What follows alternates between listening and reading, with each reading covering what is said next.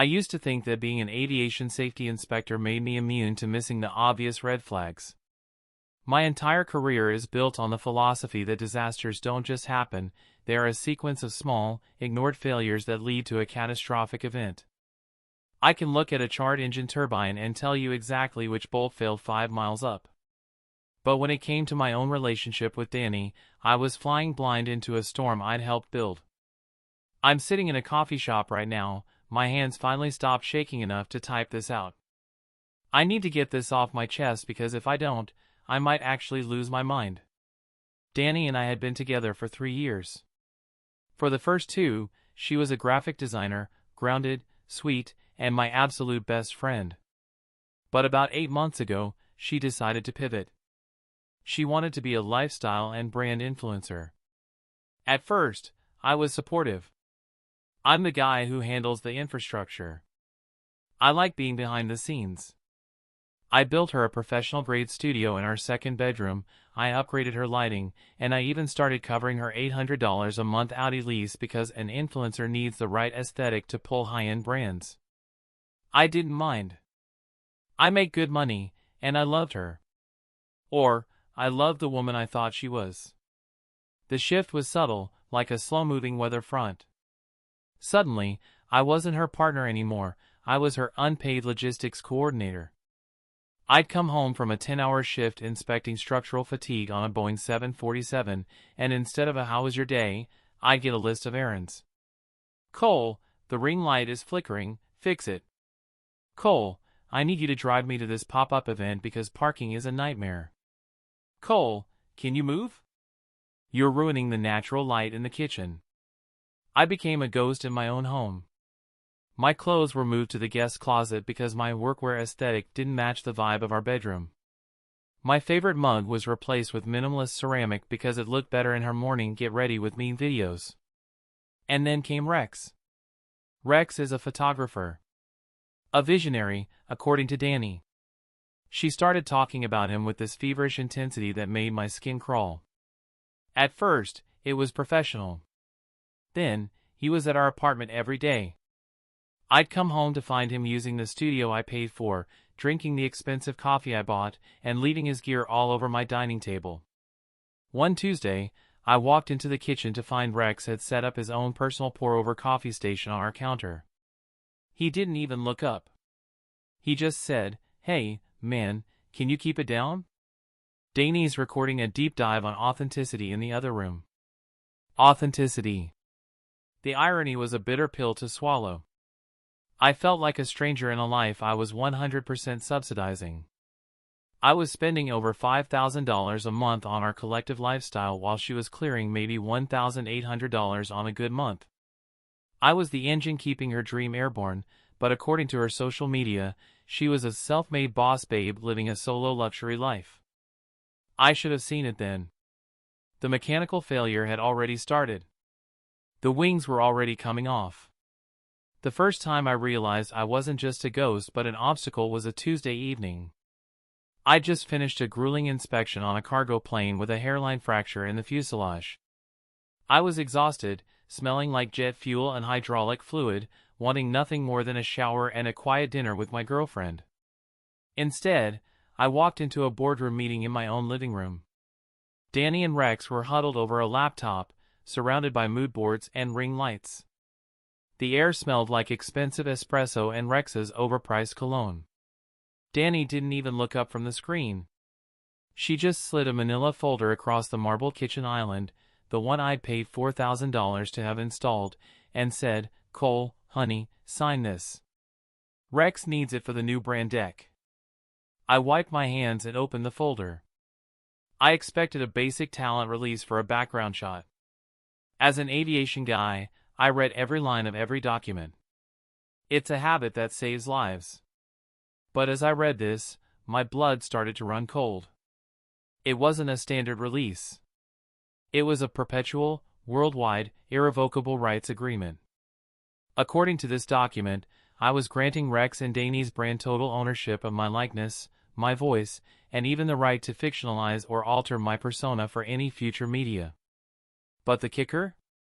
It included a non-disparagement clause that would legally prevent me from ever speaking negatively about their business or creative direction.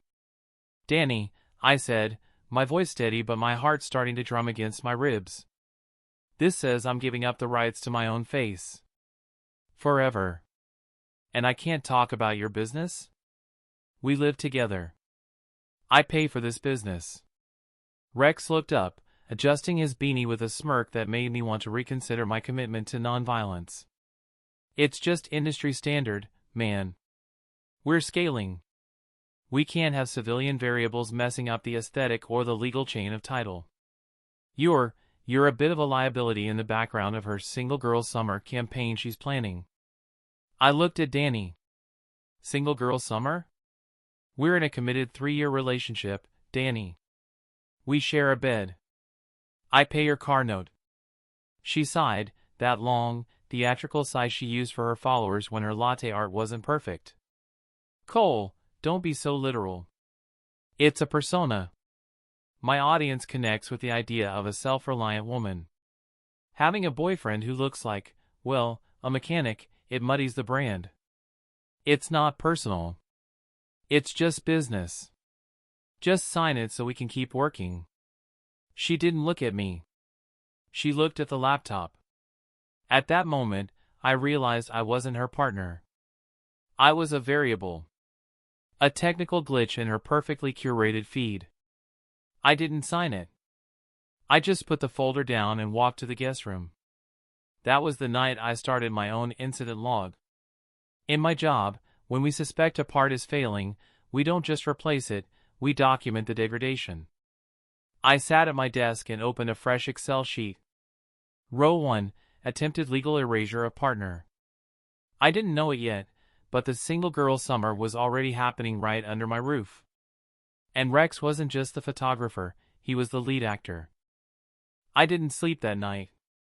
I sat in the guest room, listening to the muffled laughter of Danny and Rex from the kitchen. It was 1 a.m. I had a 6 a.m. inspection at the hangar, and they were celebrating creative breakthroughs over a bottle of wine I'd bought for our anniversary. The next morning, my phone buzzed while I was checking the landing gear on a Gulfstream. It was a DM from an account I didn't recognize, Priya. I remembered the name. She was one of Danny's influencer friends, part of a tight-knit group that did collaborative shoots together. "Priya, hey Cole. I'm going to be real with you, I hate drama, but what they're planning is actually evil. You've always been nice to me when I've come over. Check your email. I sent you some screenshots from our support circle Telegram group." I climbed down from the service ladder, my heart hammering against my ribs. I opened my email and felt the air leave my lungs. The screenshots were from a group chat titled The Rebrand Sparkles. It featured Danny, Rex, and 3 other creators. I scrolled through weeks of messages. It wasn't just business talk. It was a coordinated, tactical strike on my life. "Danny, Cole is becoming such a drag. He's so blue-collar and it's killing the minimalist aesthetic of the apartment. I need him out, but he pays for everything.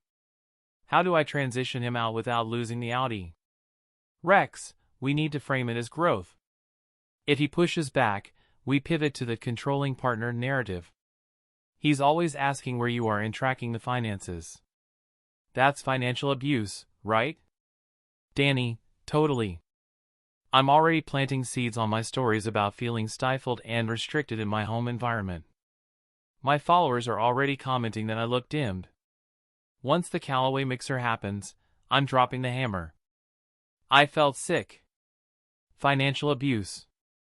I was paying for her car, her rent, her high-speed internet, and her $15 organic juices, and they were workshopping a way to call me an abuser because I dared to look at the credit card statements. Then I saw a photo Rex had posted to the group. It was a candid of me sitting at the kitchen table, looking tired, with a caption, "The anchor. Heavy, rusty, and keeping the ship from sailing. Don't worry, the single girl launch is going to be legendary." Danny's reply? A heart emoji and, "Can't wait to finally be free. The aesthetic is going to be so much cleaner without him in the frame." In aviation, there's a term called situational awareness. It's the ability to perceive what's happening around you to prevent a crash. My situational awareness finally kicked in. This wasn't a rough patch. This was a hostile takeover. I didn't reply to Priya. I didn't confront Danny. I went back to my Excel sheet and added a new tab, Coordinated Defamation. I saved those screenshots to 3 different cloud drives and a physical USB. If they wanted a single girl summer, I was going to make sure she got exactly what she asked for, including the part where she had to pay for it herself.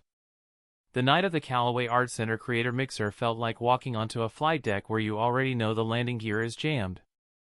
I had spent the last 48 hours acting like the dutiful, dimmed boyfriend. I nodded when Danny told me what to wear, a plain black tee that wouldn't distract from her neon pink power suit. I loaded her professional cameras into the Audi. I even held the door for Rex. The atmosphere at the gallery was suffocating. It was a sea of ring lights, iPhones on gimbals, and people talking in engagement metrics rather than sentences. I was relegated to the role of mule. I was draped in Danny's $3,000 trench coat, holding her backup battery, her spare shoes, and her phone. I watched her work the room. She was glowing, but it wasn't the glow of happiness, it was the performative sheen of someone who had practiced their smile in a mirror for 3 hours. And Rex was never more than 2 feet away. Every time she laughed, he was there to capture the candid moment. Every time she took a sip of champagne, he adjusted her hair. "Cole, get in the back of the line," Danny snapped, her voice dropping the sweet influencer tone the second she turned toward me. We were approaching the step and repeat wall, the holy grail of the event where the real creators got their photos taken by the press. "I thought we were doing a couple shot for the Power Partners series you mentioned?" I asked, testing the depth of the water. Danny rolled her eyes so hard I thought she'd see her own brain.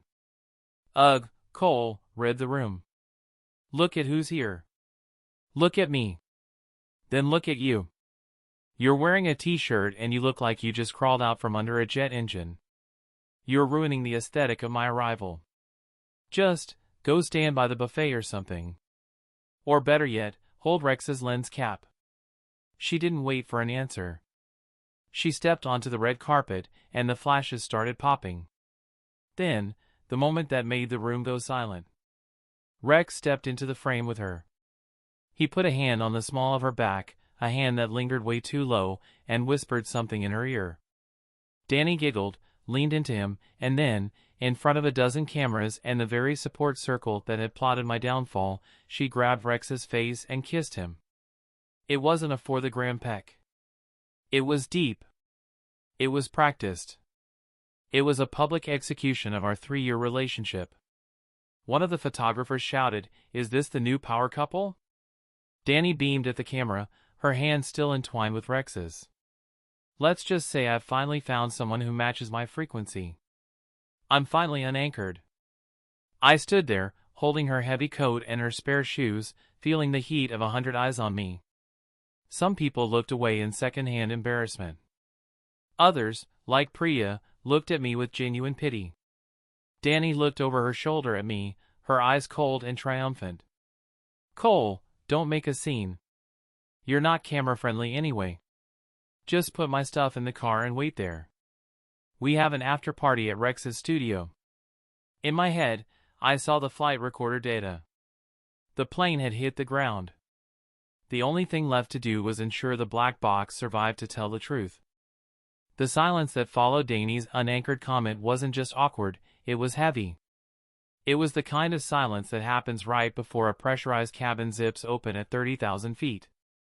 Rex was still smirking, his hand possessively on Danny's waist, looking at me like I was a piece of luggage he'd successfully bumped to coach.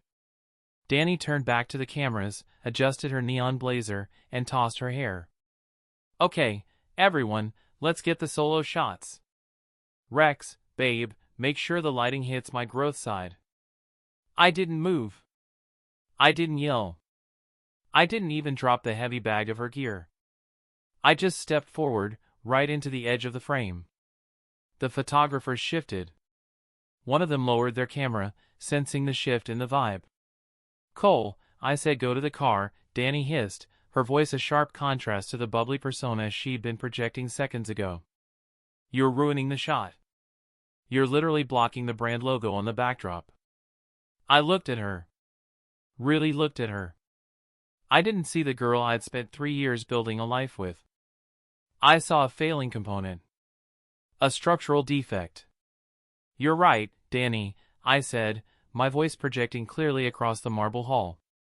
I reached into my pocket, pulled out the keys to the Audi, the ones with the leather keychain she'd picked out because it photographed well, and tossed them onto the red carpet.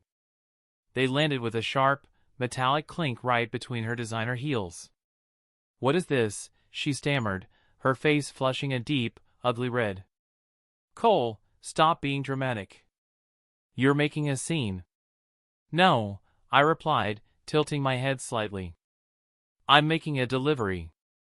I leaned in just enough so the nearby mics could catch it. I saw Rex's smug expression falter as he realized I wasn't shaking. I wasn't devastated. I was calculating. "You said you wanted to be unanchored? You said you wanted a single girl summer?" I paused, letting the words hang in the air like a mid-air stall. "You're single." I turned on my heel and walked toward the exit. "Wait," she shrieked behind me. "Cole! Where are you going?" "I have an after-party." "Who's going to drive the gear?" "Cole! Get back here." I didn't look back. I knew exactly where I was going. I had a 47-row spreadsheet, a legal team on standby, and a load-bearing removal plan that was about to pull the floor out from under her curated reality. As I pushed through the glass doors into the cool night air, I pulled out my phone. I sent a one-word text to my landlord and my bank, "Initiate." The flight was over. Now, it was time for the crash investigation. The walk to the Uber was the lightest I'd felt in 8 months. While Danny was busy posing for photos and trying to explain to a room full of influencers why her assistant just dumped her on a red carpet, I was already executing the descent profile. In aviation, if you remove a load-bearing wall without a plan, the whole hangar collapses. I wasn't just moving out, I was removing the skeleton of her lifestyle. I reached the apartment 30 minutes before she could possibly get a ride back. I didn't pack a suitcase. I had already packed my essentials into a storage unit 3 days prior under the guise of cleaning out the garage for her new backdrop space. Tonight wasn't about packing. It was about infrastructure. I walked into the studio, the second bedroom I had spent $12,000 renovating. I didn't touch her cameras or her clothes. I went for the things she didn't realize I owned. The mesh Wi-Fi system. I unplugged the high-speed industrial routers I'd installed to handle her 4K uploads. Without them, the apartment reverted to the building's basic 10 megabits per second signal. Good luck uploading a vlog on that. The smart lighting. I factory reset the entire Hue bridge. Every perfectly calibrated lighting scene she used for her videos, the sunset glow, the morning dew, vanished. The apartment defaulted to a harsh, flickering hospital white fluorescent. The coffee station. I took the $1,500 espresso machine. It was a birthday gift from my parents to me. I left Rex's cheap pour-over kit sitting alone on the bare marble. The climate control. I deregistered the smart thermostat. Since the account was in my name, the AC cut off. Finally, I sat down at the kitchen island and opened my laptop. I logged into our shared Amazon Prime, the grocery delivery apps, and the utilities portal. Delete. Unsubscribe. Close account. I watched the Audi Connected app on my phone. The car was still at the art center. I clicked the button to report vehicle as unauthorized. Since the lease was in my name and she wasn't a secondary driver on the insurance, I'd forgotten to add her to save money, a fact she never checked. The car was now a liability she couldn't legally drive. I heard the elevator ding down the hall. I didn't want a confrontation. I wanted a vacuum. I stepped into the service stairwell just as I heard her key fumbling in the lock. As I walked down the stairs, my phone lit up. It was a notification from the apartment smart lock. Entry, Danny. 11:42 p.m. 10 seconds later, another notification, offline, hub disconnected. She was standing in a dark, hot apartment with no internet, no car, and a brand that was built on my bank account. The single girl summer had officially begun, and the forecast was looking incredibly expensive. By 1 a.m., I was sitting in a quiet, boringly normal hotel room 3 miles away. I had a glass of water, a stable connection, and a front row seat to the collapse. In aviation, when a plane loses all its electrical systems, it's called a dark cockpit. It's the ultimate test of a pilot's skill. Danny, it turns out, was a pilot who didn't even know where the manual was kept. My phone started blowing up. 1:12 a.m. Cole? The Wi-Fi is down. I can't upload the mixer photos. Reset the router, it's not working. 1:15 a.m. Cole. Where are the lights? Everything is weird in blue-white. I look like a ghost. Fix it now, Rex is here and we need to edit. 1:20 a.m. Wait, where is the espresso machine? Cole, this isn't funny. If you stole my stuff, I'm calling the police. I didn't reply. I didn't need to. I just watched the support circle Telegram chat, the one Priya had leaked to me. Since she hadn't realized I was monitoring it through a mirrored login, I saw the panic in real time. Danny, guys, he's gone crazy. He took the coffee machine and the Wi-Fi is broken. I have 40 gigabytes of raw footage to upload by 9 a.m. for the Larkspur brand deal. What do I do? Rex, just use your hotspot? Danny, I tried. My phone plan just sent a text saying data limit reached. It's on his family plan. I think he throttled me. Priya, maybe you shouldn't have kissed Rex on the red carpet while Cole was holding your shoes? Just a thought. Danny, Priya, shut up. He's a partner, he's supposed to support my career. This is financial abuse. He's literally sabotaging my livelihood. Rex, can we go to your place? Rex, my studio is a mess and the AC is out. Also, I don't have a desk set up for 2 people. Can't you just call a technician? I chuckled. Rex, the visionary, was already showing his true colors. He was a fair-weather photographer. He liked the aesthetic of Danny's life when I was the one paying for the backdrop. Now that the backdrop was being repossessed, he was looking for the nearest exit. Then came the notification I was waiting for. The Audi's GPS pinged. It was being towed. Because I'd reported the vehicle as unauthorized and the insurance had been temporarily suspended due to a payment discrepancy, which I'd manually triggered, the private security at the art center had flagged it. 1:45 a.m. Cole. The car is gone. Someone stole the Audi. Answer your phone, you coward. I finally sent one text. A single, professional, aviation-style status report. Cole, the Audi lease, the high-speed fiber internet, and the premium utilities were part of the partner infrastructure package. Since that contract was terminated tonight at the Callaway Mixer, the services have been decommissioned. Please direct all future inquiries to my attorney, Ben. Good luck with single girl summer. I put my phone on Do Not Disturb and slept like a baby. I knew that by morning, she'd realized that matching Rex's frequency didn't pay the electric bill. Part 8, the smear campaign and the spreadsheet. I woke up at 9 a.m. to a different kind of storm. Danny hadn't spent the night crying or reflecting, she'd spent it doing what she does best, storyboarding a lie. I opened Instagram to find her single girl summer had officially launched with a tear-streaked selfie. No, not a real one, the kind of crying photo where the lighting is still perfect and you can tell she spent 10 minutes puffing her eyes with a hot towel. The caption was a masterpiece of manipulation. I've been silent for too long. Last night, I finally chose myself, and the response was more terrifying than I could have imagined. I was left stranded, my transportation was taken, and I returned to a home where my basic utilities had been cut off as a final act of control. To anyone in a situation where your partner uses support as a cage, I see you. We will rise. #financial abuse #survivor #new beginnings. The comments were already flooded. Stay strong, Queen. Report him. Expose the monster. Rex had even chimed in, so proud of you for standing your ground. Some people can't handle a light as bright as yours. I sat at the small hotel desk, opened my laptop, and took a slow sip of black coffee. It was time to introduce Danny to the NTSB, National Transportation Safety Board, level of documentation. In my profession, we don't just say a plane crashed, we produce a 47-row timeline of failure. I pulled up my master's spreadsheet. Column A, date and time. Column B, the event, including screenshots of text/DMs. Column C, financial transaction ID, receipts for her car, her lease, her brand dinners.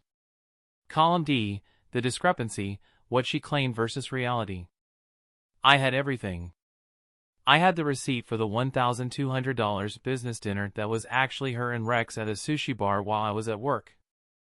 I had the metadata from the support circle screenshots showing they planned the abuse narrative weeks in advance.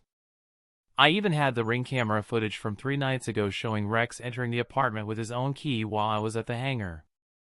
I didn't post it. Not yet. You don't release the black box data to the public, you give it to the authorities. I called Ben, my attorney. Ben is the kind of guy who treats a courtroom like a scorched earth zone. She's posted the abuse narrative, Ben. It's live. 100K views and counting. Perfect, Ben rasped. She just committed libel per se. By accusing you of a crime, financial abuse, in a professional capacity to damage your reputation, she's handed us the keys to her kingdom. Did you save the support circle chat where they workshop the lie? Row 22 through 31, I said. With timestamps. Cole, Ben chuckled. I love working with engineers. You didn't just document a breakup, you built a gallows. Stay quiet. Let her keep digging. The more she talks, the more she owes us. I watched her stories. She was now doing a house tour of her dark apartment, showing the missing espresso machine as proof of theft. She was performing for an audience of thousands, unaware that she was actually testifying in her own downfall. By Monday morning, the single-girl summer narrative was peaking. Danny had pinned a video titled How I Escaped, racking up 500,000 views. She was basking in the sympathy, but I knew the one thing influencers fear more than a hater is a breach of contract. Danny's biggest sponsor was Larkspur, a luxury lifestyle brand. They paid her $4,000 a month for aesthetic consistency. But there was a problem, the 4K videos she was supposed to upload that morning? It required the high-speed fiber internet she no longer had and the sunset glow lighting setup I deprogrammed. I was sitting in Ben's office when she finally tried to post it using a coffee shop's patchy Wi-Fi. The quality was grainy. The lighting was gray. She looked stressed, not luxurious. She just breached her quality assurance clause with Larkspur, I noted, looking at the grainy footage on my phone. Even better, Ben said, sliding a thick envelope across the desk. She just got served. At 2 p.m., Danny was mid-live stream, complaining about her trauma, when a process server knocked on the apartment door. She actually kept the camera rolling, thinking it was a delivery, until she read the first page, defamation, tortious interference, and a cease and desist. The look on her face when she realized her support circle scripts were quoted word for word in a legal document was better than any sunset. She ended the stream in 5 seconds. 10 minutes later, Larkspur sent out a public statement. We are pausing our partnership with Danny effective immediately due to a failure to meet brand standards and pending legal investigations. The single girl was now a jobless girl. And the best part? Rex's name was on the tortious interference line right next to hers. In aviation, when a plane starts breaking up in midair, the lighter parts fly off first. Rex was a very light part. 2 hours after the Larkspur announcement, my phone buzzed with a private message. It wasn't from Danny.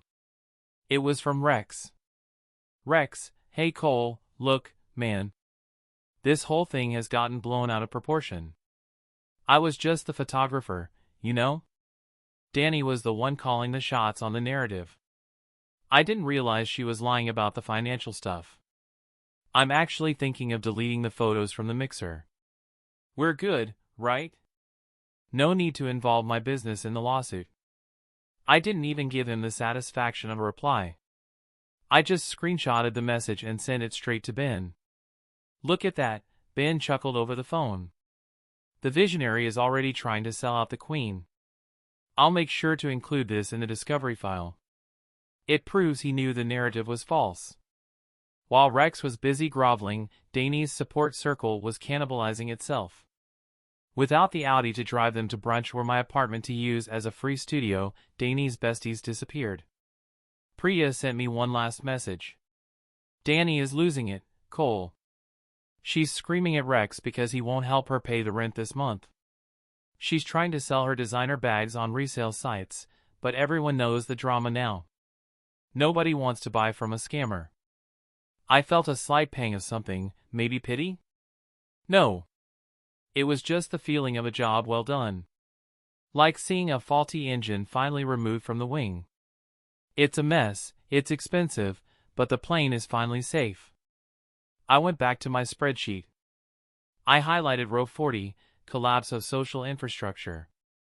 Danny had wanted to be unanchored. She just didn't realize that without an anchor, you don't just sail, you drift.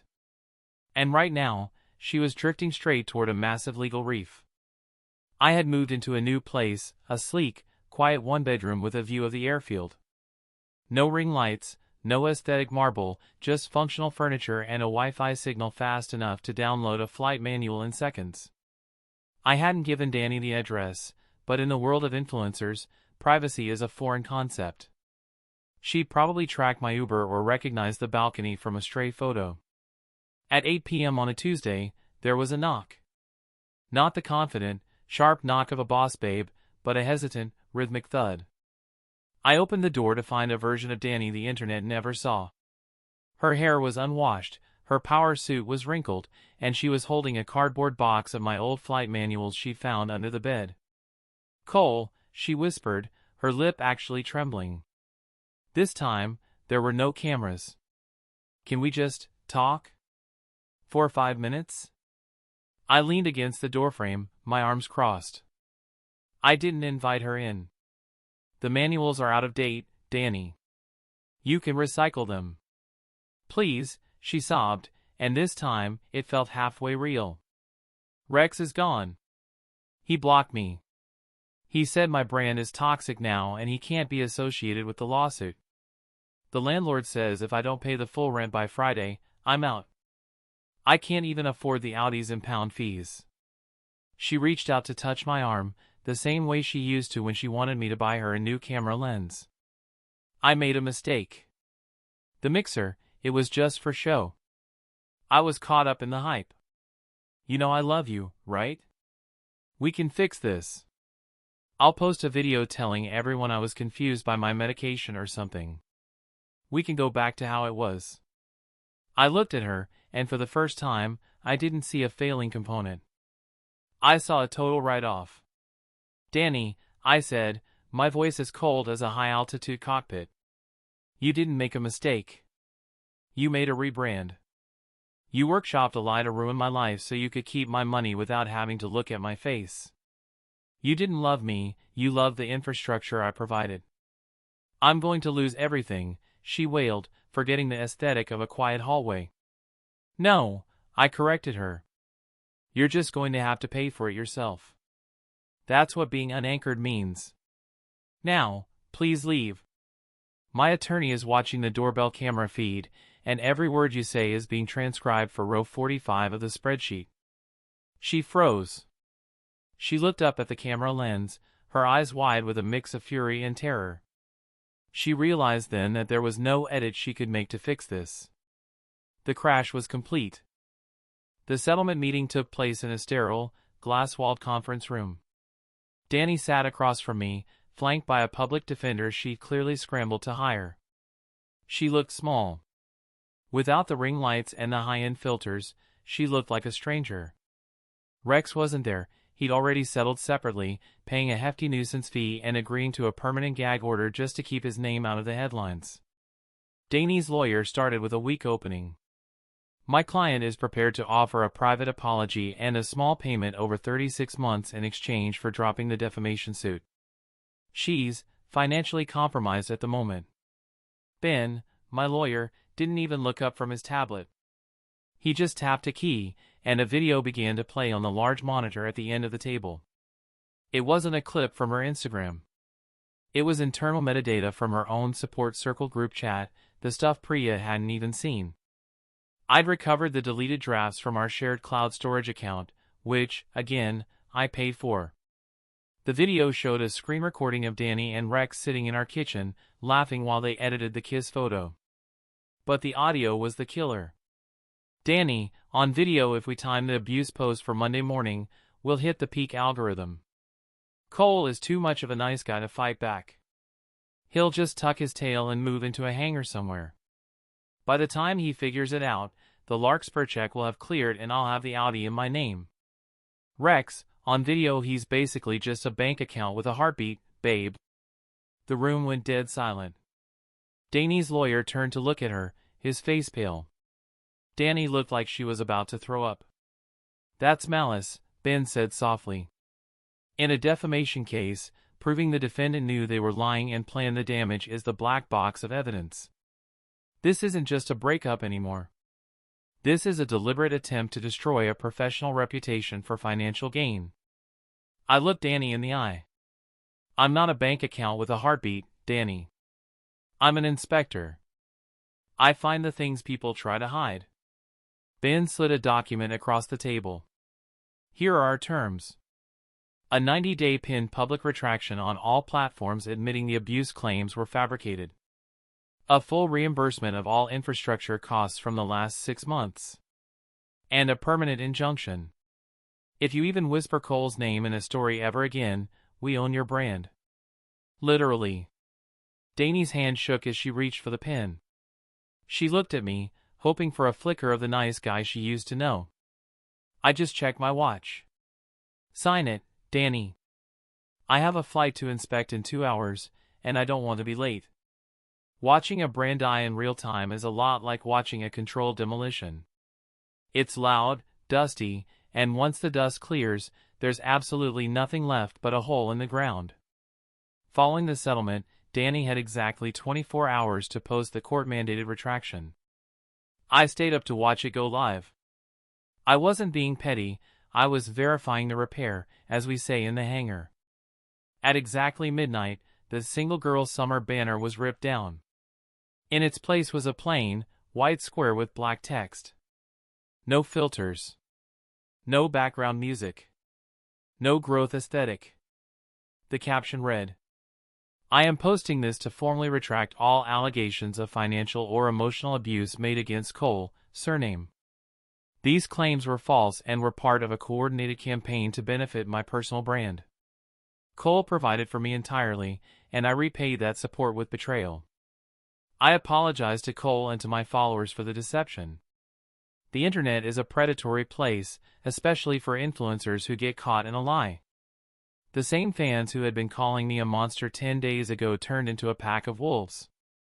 Wait, so the house tour was a lie? You literally staged a trauma video for clout? That's disgusting. Where's the Audi now, boss babe? The comments section was a bloodbath. Within 3 hours, her follower count dropped by 40,000. By morning, it was down by 100,000. Major creators started posting reaction videos, dissecting her support circle leaks and calling her the end boss of toxicity. Rex, true to his cowardice, deleted his entire Instagram account to avoid the splash damage. He didn't want the bank account with a heartbeat audio following him to his next gig. I felt a strange sense of closure. It wasn't joy, exactly. It was the feeling you get when you finally sign off on a plane that's been grounded for months. It's safe to fly again, but you know it'll never be the same. I logged out of my burner account and deleted the Instagram app from my phone. I didn't need to see the wreckage anymore. I had a clean flight path ahead of me. A week after the retraction, the dust finally settled. My life had returned to its original frequency, quiet, technical, and remarkably stable. I was back at the hangar, elbow deep in a turbine inspection, when my phone buzzed. It was a text from Priya. Priya, hey Cole. Just thought you should know, Dani's apartment is officially empty. I saw the movers today. She's moving back in with her parents. Rex tried to start a new creative agency, but nobody will touch him. The industry has a long memory. I wiped the grease from my hands and sat back. I'd expected to feel a surge of triumph, but instead, I just felt light. The structural fatigue of that relationship had been weighing me down for so long that I'd forgotten what it felt like to breathe without a brand suffocating the room. Priya, also, I'm sorry I didn't tell you sooner. I should have spoken up the second I saw those chats. If you're ever up for a coffee with someone who actually pays for their own latte, let me know. I owe you an apology in person. I smiled. It was a nice thought, but I wasn't ready to jump back into the circle, even with someone like Priya. I replied with a polite thanks and put the phone away. In my world, when an aircraft suffers a major incident, it's grounded for a long time. You don't just patch the hole and take off, you inspect the entire airframe for hidden cracks. I needed to inspect my own judgment. How did I let her turn me into a ghost? How did I miss the Rex variable until it was a Rex disaster? I walked out onto the tarmac. The sun was setting, casting long shadows across the runway. For the first time in years, I didn't have to check a support circle schedule. I didn't have a car lease to worry about or a single girl summer narrative to fund. I drove my new, sensible truck back to my apartment, the one with the high-speed Wi-Fi I used only for work and the occasional movie. No ring lights. No performative laughter. Just peace. It's been 6 months since I tossed those Audi keys onto the red carpet, and life has a funny way of leveling out once you remove the turbulence. I'm sitting on my balcony now, watching the planes descend toward the airport. In aviation safety, we talk about the Swiss cheese model, the idea that a disaster only happens when the holes in multiple layers of defense line up perfectly. Looking back, my life with Dani was a series of holes I kept trying to plug with my own bank account. Dani is gone from the scene. Every now and then, I'll get a notification or a suggested follow that shows her trying to stage a comeback from her parents' basement. The lighting is bad, the backgrounds are cluttered, and the comments are permanently turned off. Without the infrastructure I built, her brand was just an empty shell. She wasn't a creator, she was a consumer of my stability. Rex? Last I heard, he's back to shooting passport photos and local weddings in a different state. The visionary title didn't survive the legal discovery process. As for me, I'm still the guy behind the scenes, and I've never been happier. I've realized that being camera-friendly doesn't mean a thing if you aren't soul-friendly. I'm no longer an invisible funding source. I'm a man who knows his worth, a man who reads the fine print, and a man who knows that a real partner doesn't need a single girl summer when they have a life built on mutual respect. The spreadsheet is closed. The incident report is filed. My life has been reconstructed, and this time, the foundation is made of something much stronger than an aesthetic. I've learned the hard way that you can't fix a person who views you as a prop. But you can certainly remove yourself from their stage. I'm clear for takeoff. And this time, I'm the only one in the cockpit.